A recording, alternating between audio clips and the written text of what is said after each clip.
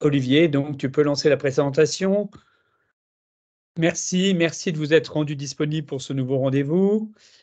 Je me présente, je m'appelle Odon Desfrancs, je suis directeur associé au sein de Cosma Expert et mon confrère Patrice Leroy assurera aujourd'hui la gestion des questions posées. Alors, mais qui êtes-vous, Cosma Expert? Peut-être vous ne travaillez pas encore avec nous.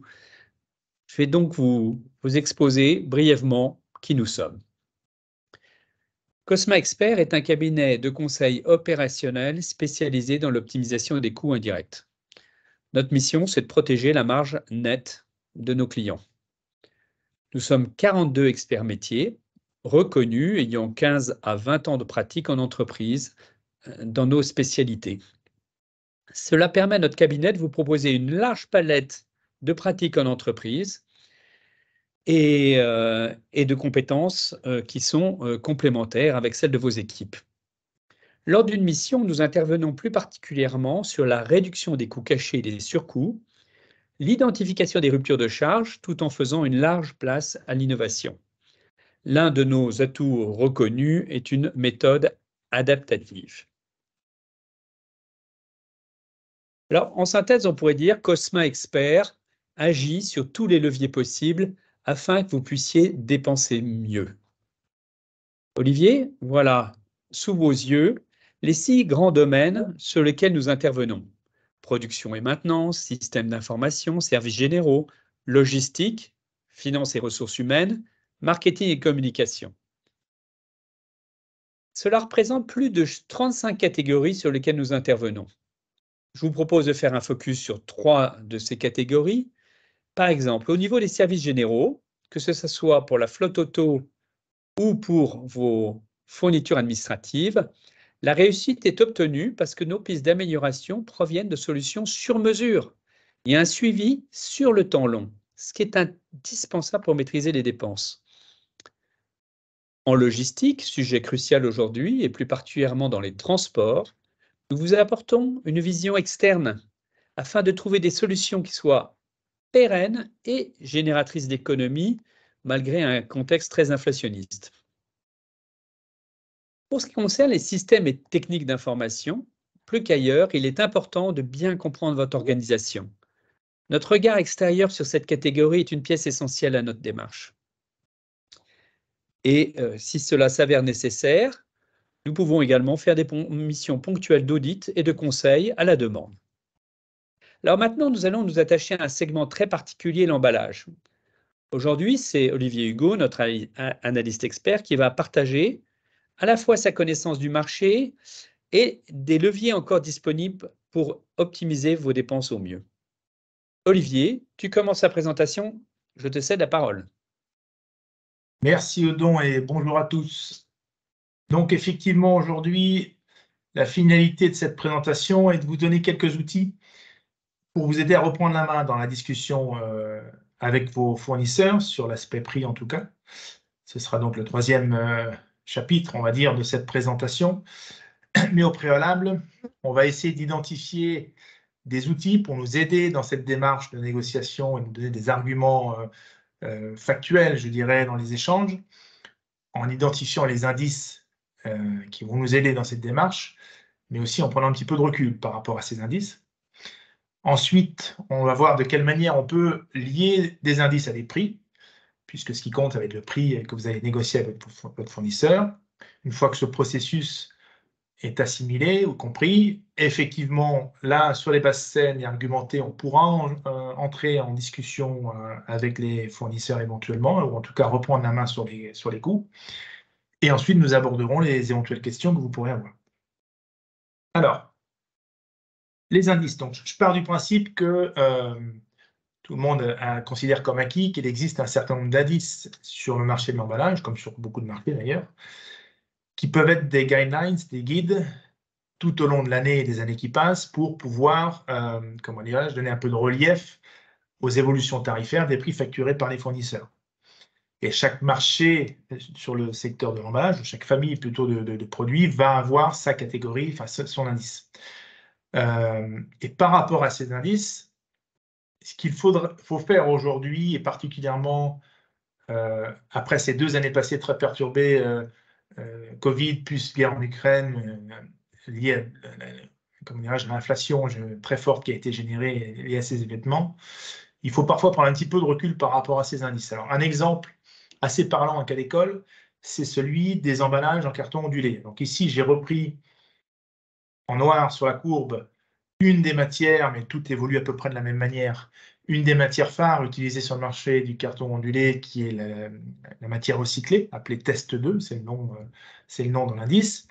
Alors les indices, j'y reviens pas, mais il y a plusieurs indices qui permettent de suivre ces matières. Mais on ne va pas rentrer trop dans le détail aujourd'hui, ce serait trop long. Mais sur cet indice et, comment dirais-je, en ce qui concerne cette matière isolée, on voit qu'effectivement, en 2021 et 2022, il y a eu des hausses très importantes et surtout continues. C'est un petit peu la nouveauté, c'est que les hausses ont été maintenues et se sont accumulées les unes derrière les autres pendant des mois et des mois, jusqu'à arriver à un summum en milieu d'année dernière, puis une chute que l'on constate aujourd'hui. Sauf que ce qui s'est passé sur le marché, en tout cas ce qui s'est passé sur les prix remis aux clients, facturés aux clients, ce n'est pas tout à fait la situation d'indice. Effectivement, l'année dernière, au mois de mai, tout le marché du carton ondulé, c'est surprenant mais c'est comme ça, tout le marché du carton ondulé a appliqué en même temps une surtaxe qui a été appelée la surtaxe énergie, qui était destinée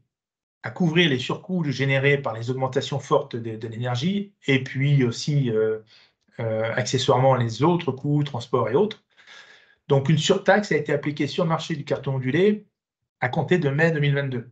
Donc à partir de ce moment-là, ce qui s'est passé sur le marché, sur la vérité des prix du marché, ce n'était plus l'indice, mais c'est l'indice plus la taxe. Alors, la taxe, elle a été en tout cas, le surcoût appliqué a été de l'ordre de 8 à 10, 11, 12, ça dépend, c'était un petit peu variable, enfin, c'est l'ordre de grandeur, une dizaine de pourcents, appliqué sur les valeurs d'indice pour arriver finalement à un indice virtuel qui s'est généré à ce moment-là, la courbe en orange que vous voyez sur le graphique, qui a créé un premier décalage par rapport à l'indice de référence. Puis, quand l'indice a commencé à chuter en fin d'année 2022, eh bien, curieusement, on n'a pas vu les prix chuter en même temps. Il y a eu un décalage d'au moins un trimestre. On a commencé à voir, je dirais même 2 trimestres, on a commencé à voir les vraies premières chutes de prix à compter de la fin du premier trimestre 2023, avec donc 5 à 6 mois de décalage par rapport à la chute de l'indice. Donc là encore, un deuxième décalage s'est créé, je dirais, en fin d'année dernière, début d'année, non pas cette fois-ci en rajoutant une taxe, mais disons en décalant dans le temps la courbe de chute des prix. Donc ce qui veut dire qu'aujourd'hui, quand bien même il y a un indice qui existe pour pouvoir appuyer nos discussions tarifaires sur le marché des cartons ondulés, qui est l'indice PPI le plus reconnu ou en trouver d'autres, quand bien même cet indice existe donc, le marché s'est comporté de manière différente. Donc, effectivement, c'est important d'identifier les indices, mais actuellement, surtout, ce n'était pas forcément le cas il y a quelques années, mais actuellement, il faut parfois prendre un petit peu de recul par rapport à ces indices. Non seulement pour tenir compte de l'historique du marché, mais aussi, il faut faire attention dans le choix des indices retenus. Je reste là sur le marché des emballages carton, entre guillemets, puisqu'il est assez représentatif de ce que je vais exposer. Le choix de l'indice en tant que tel vient se rajouter au fait qu'éventuellement, on doit prendre un petit peu de recul par rapport aux indices parfois. J'en veux pour preuve ici 2 autres indices que je vous présente, qui sont les indices du papier craft 80 grammes. Donc tout à l'heure, sur le carton ondulé, on était aussi sur du papier craft. Le carton, ça n'est jamais que du papier craft assemblé ensemble avec une onde au milieu, avec plusieurs couches éventuellement, mais c'est du papier. Eh bien, des sacs fabriqués en papier craft, c'est le même papier, sauf que on n'est pas sur les mêmes densités de matière. On est plutôt sur du 80 grammes ici, 80-90 grammes pour les sacs papier.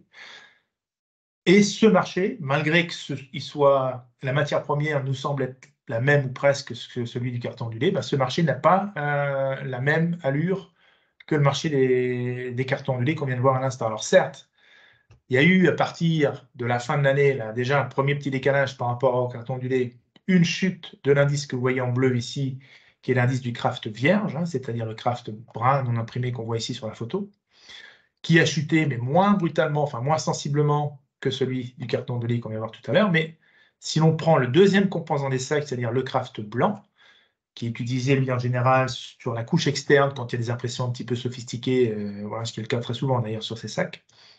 Le Kraft blanc, lui, on le voit, n'a pas chuté.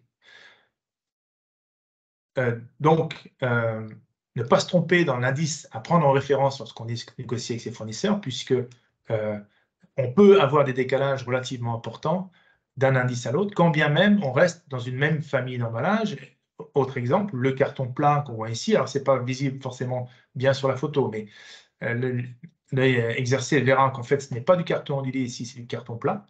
C'est toujours du carton, hein, c'est d'ailleurs appelé du carton finalement de manière commune lorsqu'on négocie ce genre de produit, mais ce n'est pas du carton ondulé, c'est du carton plat. Eh bien, l'indice du carton plat, on le voit, a lui pour le coup une allure totalement différente du carton ondulé, puisque si certaines matières ont chuté un petit peu, beaucoup moins que sur le carton ondulé, certaines n'ont pas chuté du tout. Voilà, donc identifier les indices, c'est une chose.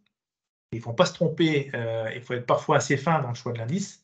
Sinon, dans les discussions que vous aurez avec vos fournisseurs, ce sera faussé. Et donc, par ailleurs, par rapport à ça, il faut aussi, et surtout en cette période, prendre un petit peu de recul par rapport à l'évolution des indices, parce que l'indice, c'est une chose, mais le comportement du marché est parfois un petit peu différent. Et d'ailleurs, ce qui peut vous aider dans les discussions avec vos fournisseurs en ce début d'année 2023, on a déjà passé la moitié. Enfin, en tout cas, dans le début de négociation, on va dire, pour envisager les baisses de prix et vos fournisseurs, c'est que cette fameuse surtaxe, je reviens au marché du carton ondulé, qui avait été appliquée en mai 2022, basée sur les fortes augmentations des coûts de l'électricité. Et ici, vous avez effectivement une courbe qui suit l'évolution des coûts d'électricité. Alors, c'est un indicateur aussi, il y en a un certain nombre, hein, mais on voit bien qu'effectivement, l'année dernière, l'application d'une surtaxe énergie était justifiée dans une certaine mesure, dans la mesure où les prix ont quand même explosé en quelques mois. Mais ce qu'on voit aussi, c'est que les prix ont fortement chuté depuis. Donc, autant une taxe énergie, une surtaxe énergie était justifiée l'année dernière, elle était encore peut-être en début d'année. Aujourd'hui, c'est beaucoup moins le cas. Et d'ailleurs, on commence à voir des fournisseurs qui, volontairement ou non, enfin de même ou non, commencent à supprimer cette surtaxe. Donc, négocier le prix d'un emballage, c'est pas simplement se référer à un indice, en tout cas en ce moment, et passer cette période post-Covid et la guerre en Ukraine, on va dire, même si la guerre en Ukraine malheureusement n'est pas terminée, mais voilà, on revient à ça en contexte quand même un petit peu plus stable au niveau des indices. Ne pas oublier aussi peut-être de se référer à certains autres indices importants comme celui de l'énergie qui peut vous aider dans vos discussions. Alors, une fois qu'on a identifié son indice, qu'on a choisi le bon, et qu'éventuellement on l'a mis un petit peu en perspective par rapport au comportement du marché, il faut pouvoir le lier au prix, parce que l'indice nous permet de suivre l'évolution des coûts de la matière, mais la matière, ce n'est pas 100% du coût. Donc, il faut pouvoir passer de l'indice au prix négocié. Bon. Pour cela, vous le savez tous probablement, il faut mettre en place un système d'indexation. En tout cas, si on veut se référer à des index, il faut passer par un processus d'indexation pour passer de l'indice au prix.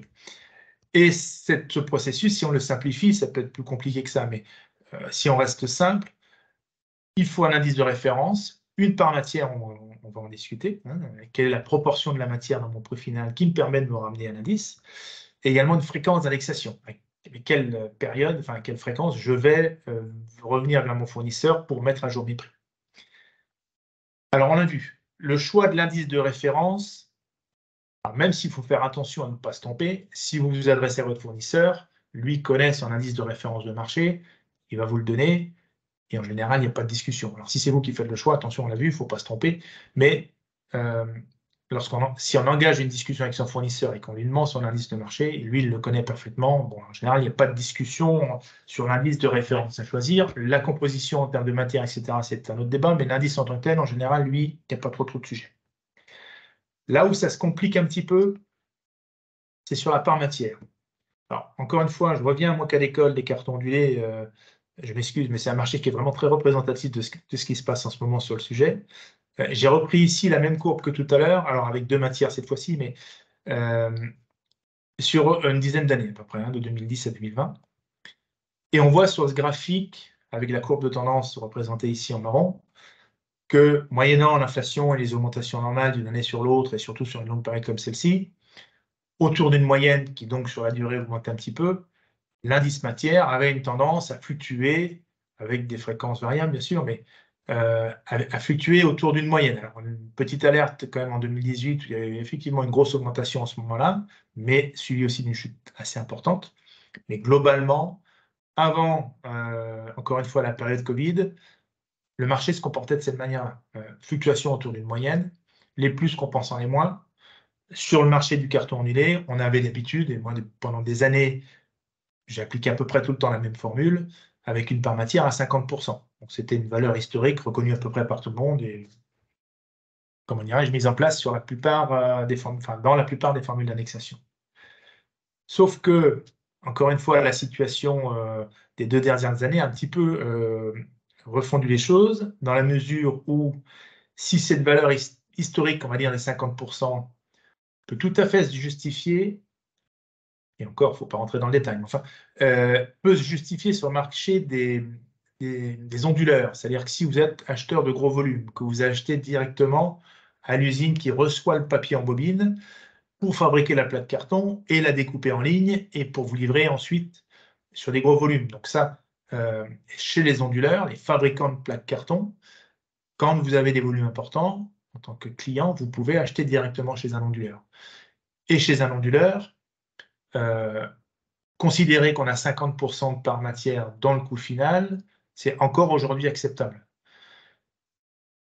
Mais si l'on passe à la deuxième, disons à l'autre réseau, qui est le réseau des transformateurs, c'est-à-dire toujours les cartonniers qui achètent les plaques chez les onduleurs pour les stocker dans leurs entrepôts et ensuite les transformer pour répondre à votre besoin, sur ce marché-là, il y a une évolution. Par le passé, les transformateurs utilisaient la même part matière, je le disais tout à l'heure, que les onduleurs, on était à 50%. Aujourd'hui, ça a changé. Pourquoi? Parce qu'on vient de traverser une période de très très forte hausse massive, suivie d'une baisse relativement brutale également. Et quand on a vu les fluctuations autour d'une moyenne, avec des plus qui compensent les moins, permettent d'avoir une part de matière qui est approximative, même si elle n'est pas tout à fait exacte, ça a des conséquences relativement faibles sur la durée.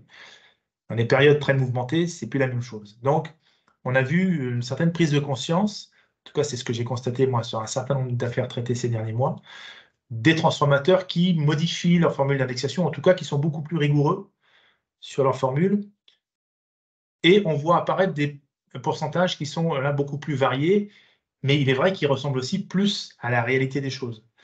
En effet, si vous achetez un croisillon que vous demandez de livrer monté, les croisillons, si vous représentez, ce sont des petites séparations qu'on peut mettre à l'intérieur des caisses pour faire des petits compartiments. Voilà. Donc ce sont des croisillons qui sont assemblés à angle droit en général, qui permettent de créer de la séparation à l'intérieur d'une caisse. Eh bien, si vous faites livrer, monter ce genre d'article, la part matière, le carton en tant que tel, va représenter une part parfois plus faible que la main-d'œuvre. Et au contraire, si vous faites livrer une simple plaque découpée, non assemblée, non collée, livrée à plat sur une palette, bien entendu, là, dans ce cas, peu de transformation, donc la part matière est beaucoup plus importante. Donc aujourd'hui, on voit des formules dans lesquelles on a des parts matières qui peuvent éventuellement varier à l'article même, et qui peuvent aller aujourd'hui de 25 à 65%. Donc, et encore, c'est une fourchette, je dirais, moyenne, ça peut être sortir de ça. Mais, donc, la valeur de 50% qui était historique et utilisée comme une bonne moyenne des choses, aujourd'hui, elle est remise en cause. Donc, le choix de la part matière, sur certains marchés en tout cas, elle est un petit peu compliquée. Il ne faut pas se tromper. En tout cas, il faut avoir l'aval de son fabricant en face ou transformateur, puisqu'encore une fois, les choses évoluent un petit peu sur le sujet. Pardon, je vais dans le mauvais sens. Ensuite, il va falloir identifier une fréquence d'indexation. Alors, la fréquence d'indexation, c'est tout simplement, au bout de quelle période je vais revenir vers l'indice et en m'appuyant sur ma formule et ma part matière, qu'on vient de déterminer, on l'a vu, je vais mettre mon prix à jour en fonction de l'évolution qu'il y a pu avoir sur le trimestre, le semestre, l'année écoulée. Bon. Là aussi, les choses ont évolué, puisque avant la période Covid, encore une fois, ça a vraiment bouleversé beaucoup de choses, on pouvait avoir des processus d'indexation qui stabilisaient les prix sur 6 mois, même 1 an. C'était pas rare de voir des prix négociés pour l'année. On a vu, encore une fois, les hausses compensant les baisses, ça avait assez peu de conséquences, là aussi, pour les fournisseurs. Aujourd'hui, c'est plus possible. Pendant la période Covid et post-Covid, On a vu même des indexations au mois mises en place par certains fournisseurs, quand le processus d'indexation n'a pas tout simplement sauté. Donc, comment dirais-je, la fréquence d'indexation peut être variable. Et je dirais que c'est un bien pour les deux parties, parce que autant en période de hausse, le fournisseur il va vouloir rapidement pouvoir transmettre dans ses prix les hausses qu'il a subies, éventuellement dans le mois, dans le trimestre écoulé. Alors, autant vous, quand la matière chute rapidement, je dis vous, je dis client, eh bien vous avez intérêt à avoir une indexation rapide de manière à avoir des prix qui baissent aussi rapidement. Voilà. Donc aujourd'hui, on est plutôt sur une fréquence d'indexation sur la plupart des indices au trimestre. Il n'est pas exclu que si la situation se stabilise sur la durée, on revienne peut-être dans 6 à 12 mois sur une fréquence au semestre, hein, parce qu'à chaque fois qu'on change un prix, il faut changer les prix dans le système, enfin, ça peut être un peu lourd parfois. Donc il n'y a pas intérêt à le faire trop souvent, mais aujourd'hui, on est encore sur les indexations trimestrielles et peut-être dans quelques mois semestriels.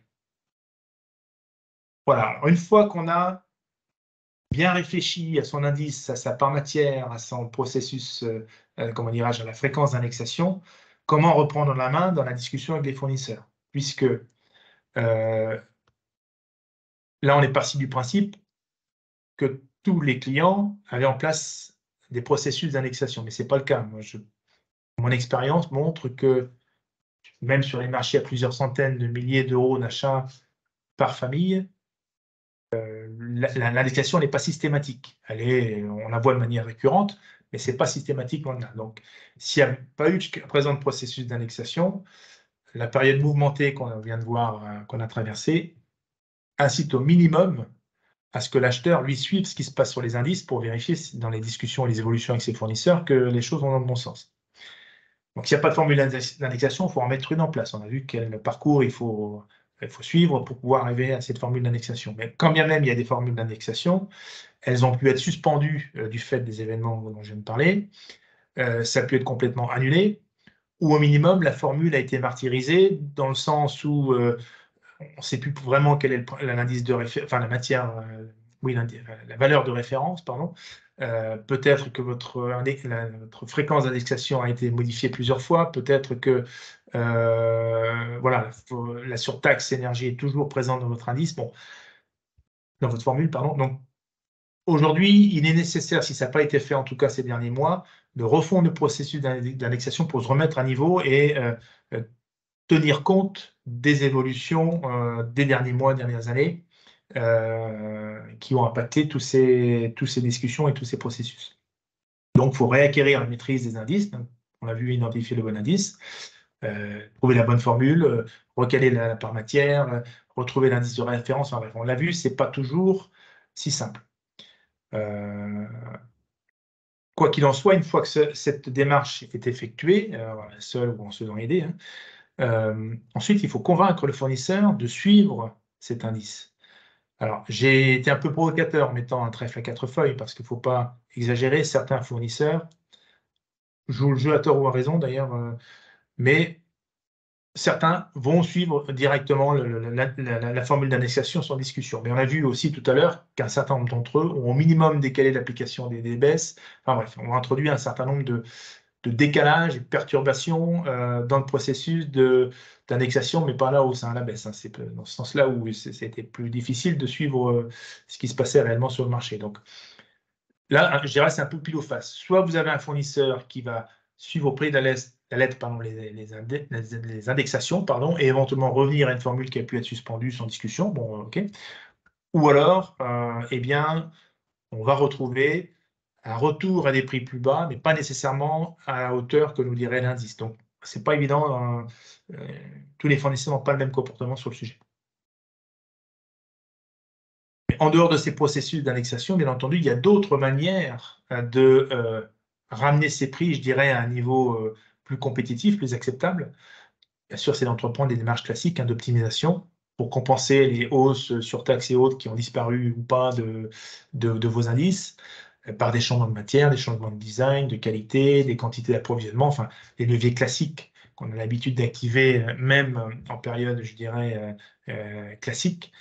Et l'autre solution, bien entendu, c'est de consulter le marché. Alors, dans le contexte actuel, ça peut être un outil très puissant. En effet, on l'a vu, la discussion avec les fournisseurs en place pour les inciter à suivre stricto sensus ce que disent les indices du marché, c'est pas évident. Et puis, on n'obtient pas toujours des résultats parce qu'on n'a pas toujours suffisamment de poids pour peser auprès de son fournisseur. Bien évidemment, quand on va consulter le marché, celui qui ne vous livre pas ou celui qui est très minoritaire chez vous, lui, va faire tout ce qu'il faut pour prendre de la part de marché. Et donc, lui, il va se baser sur la vraie situation du moment pour pouvoir calculer ses prix. Donc, bien entendu, ça peut créer des deltas. Donc, la consultation, c'est un très bon outil, surtout en ce moment où les choses ont été très perturbées. Mais attention, ce n'est pas non plus la panacée. Pourquoi? Parce que vous le savez sans doute, un appel d'offres, c'est efficace, mais c'est très chronophage. Surtout dans l'emballage, où moi, ce que j'entends par appel d'offres, c'est appel d'offres jusqu'à mise en place des solutions. Donc, il y a des processus d'essai des propositions reçues qui peuvent être très longs, qui peuvent prendre des mois. Donc, ce n'est pas neutre de lancer dans une procédure d'appel d'offres. Il faut avoir le temps, mais c'est vrai que c'est assez efficace. Quoi qu'il en soit, nous, Cosma Expert, on peut vous aider à y voir clair pour prendre les bonnes décisions. C'est-à-dire que la consultation, ce n'est pas la solution qui convient à tout le monde. Tout dépend de votre cas de figure. S'il y a peu, je dirais, de gains à aller chercher parce que votre fournisseur a joué le jeu, lancer une consultation, c'est peut-être pas le moment. Ou au contraire, si vous sentez que vous avez été mené en bateau, ou en tout cas que le fournisseur n'a pas fait ce qu'il fallait dans la négociation tarifaire, peut-être que ça peut être le bon moyen. Quelques exemples rapidement de l'apport que peut être un processus, une méthodologie d'annexation, dans des périodes de consultation à l'appel d'offres qui ont lieu en phase de hausse ou en phase de baisse. Donc là, j'ai pris quelques exemples. On a en fait deux cas assez similaires finalement dans le principe. Je prends l'exemple ici d'un dossier d'une société multisite en France spécialisée dans l'électronique pour un budget d'achat d'emballage environ 1 300 000 euros, un budget donc assez conséquent, avec 9 familles représentées. 9 familles, c'est cartons, plastique, palettes, etc. Et un cas finalement assez similaire, même si c'est l'opposé, on va le voir. Société de fabrication d'équipements du bâtiment, budget d'1,9 million, 7 familles d'emballage représentées. Donc, une des missions a été lancée en pleine période de hausse, hausse importante, fin 2021. Les indices n'étaient pas à la verticale, mais en tout cas en forte progression. Et ici, plutôt, deuxième trimestre 2023, on est en pleine période de baisse, en tout cas période à laquelle on pouvait estimer avoir bénéficié des premières baisses. Bon.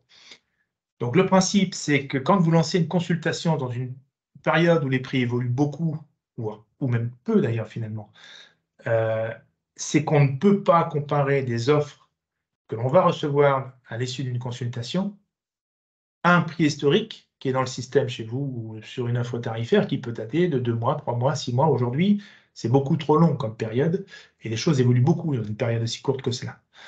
Donc, au moment où vous recevez vos offres, que le contexte soit à la hausse ou à la baisse, votre formule d'indexation va vous aider à ramener vos prix de référence au prix du moment de la consultation, si vous voulez. Ce qui vous permet de comparer les choses qui sont comparables et de prendre les bonnes décisions. Parce que si on ne tient pas compte des évolutions du marché dans une phase de consultation qui peut durer un certain nombre de mois, eh bien, on peut être amené à ne pas accepter une offre parce qu'elle n'est pas assez compétitive, en tout cas jugée comme non compétitive, ou l'inverse, accepter une offre qui semble être intéressante, alors finalement, lorsqu'on met en place les indexations, elles ne le sont pas. Voilà. Donc, les processus d'indexation permettent d'y voir clair dans ces phases un peu longues. Et une des astuces, c'est qu'à partir du moment où le processus est lancé, on bloque les valeurs matières et toutes les discussions pendant la phase de négociation, d'essai, de mise en place, etc., se font sur la même valeur matière, ce qui permet de bloquer les choses et d'y voir clair. Le marché peut faire ce qu'il veut dans l'intervalle. Nous, on discute à un moment donné où les valeurs sont bloquées et on discute dans cette fenêtre de stabilité, on va dire, ce qui nous permet de voir ce qui se passe. Donc ça, c'est une astuce. Et bien entendu, une fois que la mise en place est terminée, on se le recolle sur le marché, on revient vers notre formule d'indexation et on remet les prix à jour en fonction des évolutions du marché. Voilà. Donc que ce soit à la hausse ou à la baisse, il est toujours possible de continuer à mener des démarches de consultation tout en voyant ce qui se passe et en prenant les bonnes décisions. Autre exemple un petit peu différent, ici une société, une minoterie, un peu plus de 3 millions d'euros d'achat d'emballage, donc un budget relativement important, pour 8 familles représentées. Une des familles représentait 50% du budget. Il s'agit en fait des sacs pain, vous savez, les sacs dans lesquels on met les pains et les baguettes lorsqu'on achète nous-mêmes notre lorsqu'on fait des achats en boulangerie. Donc, ce sont des sacs, encore une fois en craft, majoritairement, et cette fois-ci sur du craft, pardon, 40 grammes par mètre carré. Or, il se trouve que sur ce marché du craft léger, on va dire, il n'existe pas d'indice. Donc là, ça a été une des principales difficultés de ce dossier, c'est de savoir quel comportement avoir sur ces produits qu'on ne peut pas lier à un indice. Là, c'était une difficulté quand même relativement importante, et on a convenu avec le client pour y voir clair. Alors, ce n'est pas la panacée, hein, ce n'est pas la solution miracle, mais au moins pour connaître, avoir une tendance de ce qui se passe sur le marché, on a construit notre propre indice, c'est-à-dire qu'on avait un panel de fournisseurs suffisamment large, un nombre de références différentes suffisamment large pour pouvoir faire une moyenne d'évolution au minimum du panel existant, le panel des fournisseurs, voilà, pour avoir une tendance moyenne et mener les discussions avec ceux qui éventuellement ne louent pas le jeu de la baisse de prix, ou en tout cas, et aussi, pardon, lors des phases de hausse, de voir si les évolutions tarifaires demandées par l'un sont corroborées par les autres. Oui. Bon. Donc, on a créé notre propre indice qu'on a essayé de corréler à des indices cousins, mais vous avez vu tout à l'heure que c'est pas toujours, c'est assez limite, voilà. Mais dans certains cas exceptionnels, eh bien, on peut réussir à trouver des solutions pour pouvoir continuer à y voir clair, même en pleine période d'évolution tarifaire. C'est pas toujours évident, mais on cherche en tout cas à trouver des solutions chez Cosma Expert. Voilà. Donc, j'espère que j'ai été assez clair dans mes explications et je suis à l'écoute de vos éventuelles questions ou commentaires. Merci Olivier pour toutes ces informations utiles. Alors en effet, on va passer maintenant aux questions qui ont été recueillies soit lors de vos inscriptions ou soit sur le chat. C'est mon confrère Patrice Leroy, ici présent, directeur associé chez Cosma Expert pour la région Pays de Loire et également analyste expert en flotte automobile et parc d'engins, qui va animer ces questions. Patrice, je te laisse la parole. Bonjour à toutes, bonjour à tous. Alors, on va commencer par la première question. Les indices sont basés sur les consommations passées. Y a-t-il un indicateur indiquant la tendance future à la hausse ou à la baisse? Non, il n'existe pas d'indice qui donne une meilleure visibilité que les discussions sur le courant du trimestre. Alors, on peut, lorsqu'on a suffisamment d'échanges avec des fournisseurs, et en écoutant, comment dirais-je, en prenant en compte plusieurs sources éventuellement, avoir une tendance sur 1 ou 2 mois éventuellement sur l'évolution des emballages carton ou des emballages plastiques, mais d'indices en tant que tel qui nous prévoit des prix sur 6 mois, non, ça n'existe pas, en tout cas pas à ma connaissance, je n'en ai jamais rencontré. Et seconde question, comment peut-on avoir accès aux indices du marché? Alors, effectivement, parce que ça, c'est un peu le nerf de la guerre, si on veut mettre en place un processus d'indexation.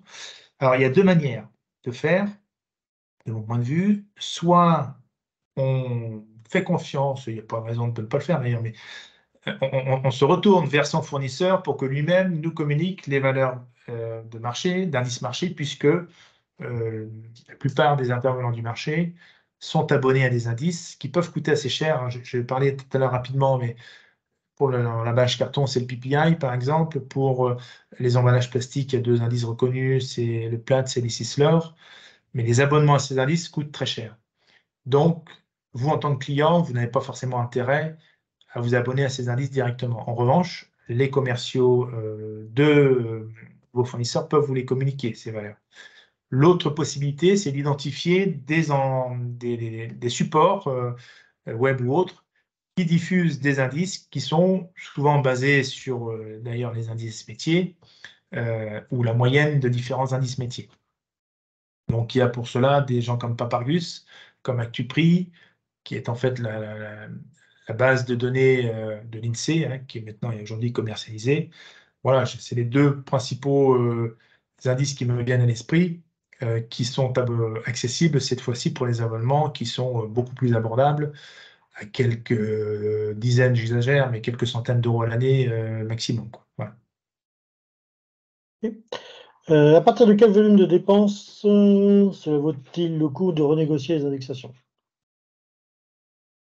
Alors, encore faut-il qu'il y ait déjà un processus d'indexation en place Et comme je le disais tout à l'heure, même sur des gros volumes d'achat, parfois, au moins par le passé, on va voir d'ailleurs ce qui va se passer maintenant en 2023, 2024 et l'année suivante qui vont venir, mais il n'y a pas toujours de processus d'annexation en place. Voilà, mais je dirais que un acheteur, quel que soit son volume d'achat, même pour quelques dizaines de milliers d'euros d'achat d'emballage, a tout intérêt, lui, au moins, à suivre ce qui se passe sur les indices, à élaborer sa formule, on l'a vu, la plus représentative possible de ce qui se passe sur le marché, et avoir une culture suffisante pour éventuellement mettre tout ça en relief. On a vu que parfois c'était nécessaire, de manière à ce que quand son fournisseur vient le voir en vidéo, qu'il ait des arguments pour pouvoir éventuellement les contrer, parce que c'est parfois tout à fait possible et défendable. Et puis quand les matières baissent, eh bien qu'ils puissent bénéficier des baisses également, parce que curieusement, et on ne jette pas la pierre, hein, mais les fournisseurs ont moins tendance à venir vous voir dans ces cas. Bon. Voilà, donc je dirais que quel que soit le montant de la dépense, ça vaut le coup de regarder ce qui se passe sur les indices. Mettre en place un indice d'annexation en tant que tel, je dirais que les habitudes du marché, c'est plutôt pour plusieurs centaines de milliers d'euros qu'on commence à mettre en place ce genre d'indice réellement. Voilà. En dessous, les gens ont un peu moins l'habitude d'en discuter, quoi. Voilà. Et quel interlocuteur est à même de discuter avec moi sur le processus d'indexation? Alors, normalement, c'est le responsable commercial qui gère votre dossier, hein, sur la plupart des marchés, pas sur tous. Mais en tout cas, pour les marchés qui ont l'habitude de mettre en place des processus d'indexation, c'est le cas très souvent en carton ondulé, sur beaucoup de matières plastiques, quand il y a un petit peu de volume, les gens ont l'habitude aussi. Normalement, l'interlocuteur commercial est en mesure de vous appuyer dans la mise en place d'un processus. Mais ce n'est pas tout le temps le cas, pour deux raisons. Parce que jusqu'à présent, il n'était pas forcément nécessaire de mettre en place des processus d'annexation. Encore une fois, avant 2021, les marchés, parfois, enfin, il y avait des variations. Enfin, ce n'est pas toujours indispensable sur une année d'avoir un processus d'annexation. Donc, parfois, ça n'est même pas en place. J'ai un peu perdu le fil de ce que je disais. Bon. Toujours est-il que... Répète-moi la question, Patrice, excuse-moi. J'ai loupé, je ne sais plus où j'en suis. Quel interlocuteur est à même de Oui, c'est discuter avec ça, moi ok. sur le processus d'indexation? Donc, merci. Oui, en général, l'interlocuteur commercial direct, si vous voyez qu'il n'est pas tout à fait à l'aise, parfois ça arrive, et bien dans ce cas-là, peut-être demander de passer sur son N+1, son directeur régional ou national. Et là, pour le coup, il y a toutes les chances qu'il soit tout à fait à l'aise dans ces processus. Voilà. Une rationalisation des emballages peut venir simplifier une mise en place d'un appel d'offres. Une rationalisation? Oui. Oui, en théorie, oui, effectivement. Simplement, on voit qu'en pratique, rationaliser une gamme d'emballage qui est en place, c'est tout sauf évident. C'est pas... Parce qu'il y a deux rationalisations possibles. Soit on décide en interne de dire, plutôt que d'utiliser 5 caisses pour expédier mes produits, j'en utilise plus que 2, et puis je mets un peu de canage dedans, ou je revois la dimension des...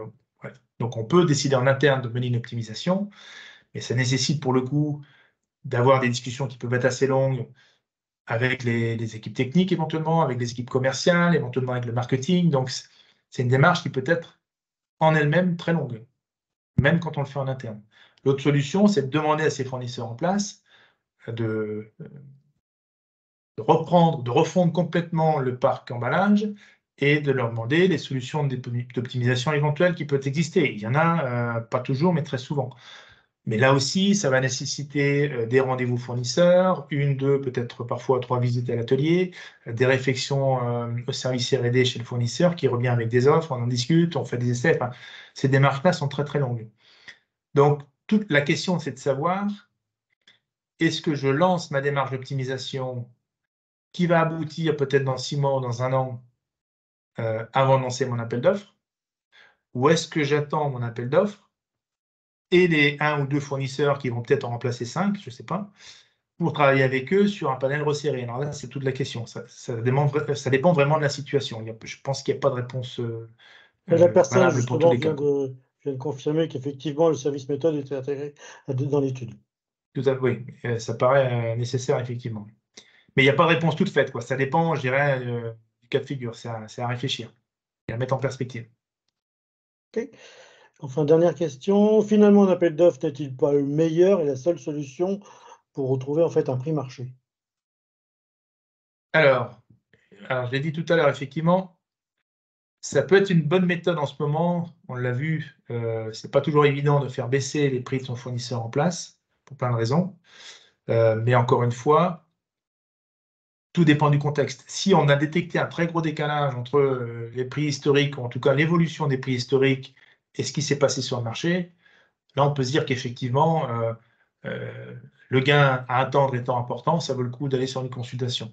Et comme je le disais tout à l'heure, si le fournisseur a joué le jeu et que finalement, vous recalez à peu près par rapport au prix du marché, voilà, si l'objectif, c'est juste de revenir dans les prix marché, ou en tout cas comment dirais-je, d'évacuer les perturbations qu'il y a pu avoir sur l'éventuelle évolution tarifaire liée aux 2 années compliquées qu'on a traversées, et s'il n'y a pas beaucoup de gains en attendre, encore une fois, une démarche de consultation dans l'emballage, c'est très long. Ça peut prendre la consultation en tant que telle, finalement, pas tant que ça de temps, mais après la mise en place des solutions, ça peut prendre plusieurs mois, 6 mois, 8 mois, 9 mois, tout dépend de la complexité, enfin, des cas de figure, mais parfois les processus d'essai sont assez longs.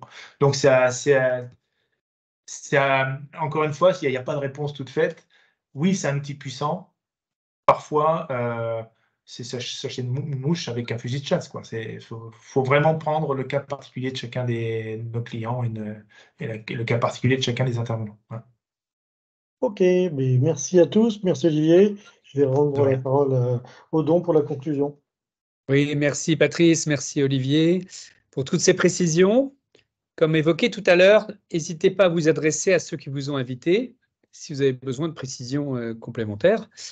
Et puis, vous retrouverez l'enregistrement de ce webinaire sur notre site, dont l'adresse va s'afficher à l'écran sur le site cosmaexpert.com. Enfin, et pour conclure, nous ne manquerons pas de revenir vers vous pour un prochain webinaire sur vos coûts indirects.